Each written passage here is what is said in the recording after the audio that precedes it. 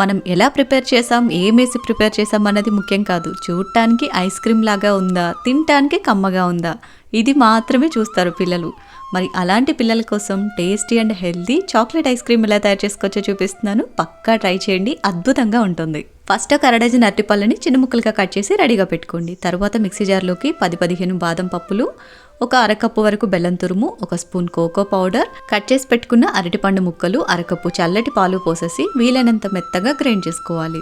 నేను ఇందులో బెల్లం యూజ్ చేశాను కదా, మీరు కావాలి అంటే బెల్లం ప్లేస్లో హనీ కానీ లేదా ఖర్జూరం కానీ యూజ్ చేసుకోవచ్చు. ఇలా సాఫ్ట్గా గ్రైండ్ చేసుకున్న మిక్స్ అంతా కూడా మీరు ఐస్ క్రీమ్ని దేంట్లో అయితే సెట్ చేయాలనుకుంటున్నారో దాంట్లోకి వేసేసుకుని అల్యూమినియం ఫాయిల్తో కవర్ చేసి ఓవర్ నైట్ డీప్ ఫ్రిడ్జ్లో పెట్టి తీసుకున్నారంటే ఐస్ క్రీమ్ చక్కగా సెట్ అయిపోతుంది. టెక్స్చర్ అయితే అచ్చు బయట కొనుక్కొచ్చుకునే ఐస్ క్రీమ్ లాగే ఉంటుంది. టేస్ట్ ఏమో కొంచెం బనానా అండ్ చాక్లెట్ ఫ్లేవర్లో డిఫరెంట్గా ఉంటుంది. చాలా చాలా బాగుంటుంది. తప్పకుండా ట్రై చేయండి. ట్రై చేశాక మీకు ఎలా కుదిరిందో కామెంట్ చేయండి. ఈ వీడియో నచ్చితే లైక్ చేయండి. ఫుల్ వీడియో కావాలి అంటే యూట్యూబ్ ఛానల్లో పోస్ట్ చేస్తాను, ఒకసారి చెక్ చేయండి. Thanks for watching. Have a great day.